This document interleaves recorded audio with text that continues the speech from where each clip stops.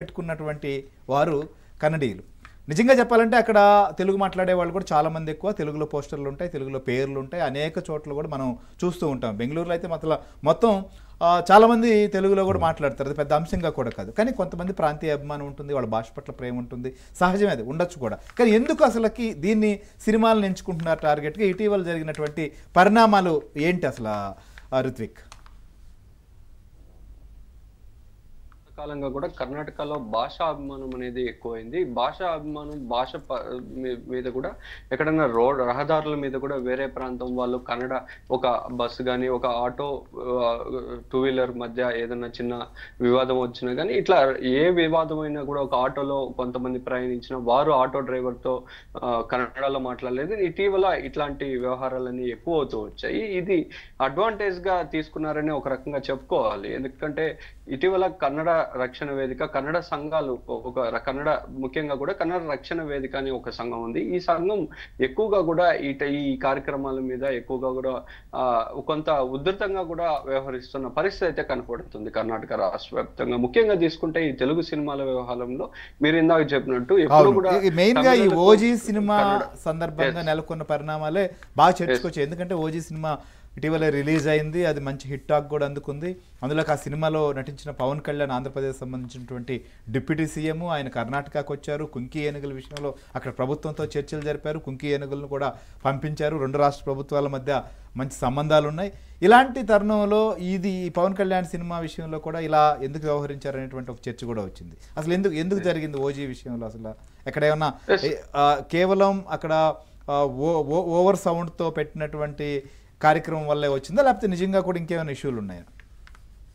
OG cinema వ్యవహారమే కాదు, దీనికి ముందు మనం తీసుకుంటే పుష్ప సినిమా రిలీజ్ సమయంలో కూడా పర్టికులర్ గా కూడా మడివాలలో ఉండే ఒక సంధ్యా థియేటర్ వద్ద, ఈ సంధ్యా థియేటర్ వద్దనే పవన్ కళ్యాణ్ సినిమాలు కానీ అల్లు మెగా ఫ్యామిలీ సంబంధించిన ఏ సినిమాలు రిలీజ్ అయినా అక్కడ తెలుగు సినిమాలు ఎక్కువగా కూడా ప్రదర్శిస్తూ ఉంటారు. సో ఆ ప్రాంతంలో ఈ మెగా ఫ్యామిలీకి సంబంధించి కూడా ఎక్కువ ఫ్యాన్స్ కూడా ఉన్నారు. కర్ణాటక రాష్ట్ర వ్యాప్తంగా కూడా తీసుకుంటే ముఖ్యంగా పవన్ కళ్యాణ్ కు కన్నడ ప్రజలు కూడా ఎక్కువగా కూడా ఫ్యాన్స్ ఉన్నారు. సో ఈ నేపథ్యంలో అక్కడ ఎక్కువగా కొంత హడావుడి అనేది ఉంటుంది.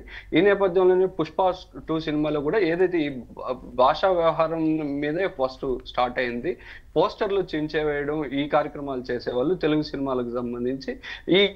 ఇది పోస్టర్లు చించే వ్యవహారం అనేది గతంలో తమిళ సినిమాలు ఏదైనా రిలీజ్ అయితే అప్పుడు ఉండేది. ఆ తర్వాత తెలుగు సినిమాలకు ఇటు కన్నడ ప్రజలు ఎప్పుడు ఇట్లాంటి వ్యవహారాల్లో తలదూర్చిన పరిస్థితి లేదు. అయితే ఇటీవల భాషా వ్యవహారం అనేది ప్రారంభమైనప్పటి నుంచి తెలుగు పోస్టర్లు కూడా సినిమాలు చింపేయడం అనేది తరచూ కూడా జరుగుతూ వస్తున్నాయి. కానీ దీన్ని అయితే ఎప్పుడు కూడా పెద్దగా సీరియస్ గా తీసుకోలేదు. అయితే హరిహర వీరమల్లు సినిమా సమయంలోనే ఈ పవన్ కళ్యాణ్ ఫ్యాన్స్ కర్ణాటకలో ఈ కన్నడ రక్షణ వేదిక సంఘానికి ఇట్లా పవన్ కళ్యాణ్ ఫ్యాన్స్ కు మధ్య ఒక చిన్న వివాదం అనేది మొదలైంది. ఏదైతే ఈ పోస్టర్లు చింపేసే సమయంలో వాళ్ళు పవన్ కళ్యాణ్ ఫ్యాన్స్ కూడా కొంత ఆ కన్నడ రక్షణ వేదిక సంఘాలకు సంబంధించి ఇద్దరికి వాగ్వాదం అనేది జరిగింది. ఆ తర్వాత నిన్న ఓజీ సినిమా రిలీజ్ సమయంలో మాత్రం మొత్తం ఆ సినిమా థియేటర్ లో పోస్టర్లు మొత్తం కన్నడలోనే ప్రదర్శించిన, ఓజీ అనేది ఇంగ్లీష్ లో ఉన్నప్పటికీ కూడా కింద శుభాకాంక్షలు తెలపడం, ఇవన్నీ కూడా తెలుగులోనే కన్నడలోనే వాళ్ళు పోస్టర్లు, బ్యానర్లు పెట్టడం జరిగింది. అయితే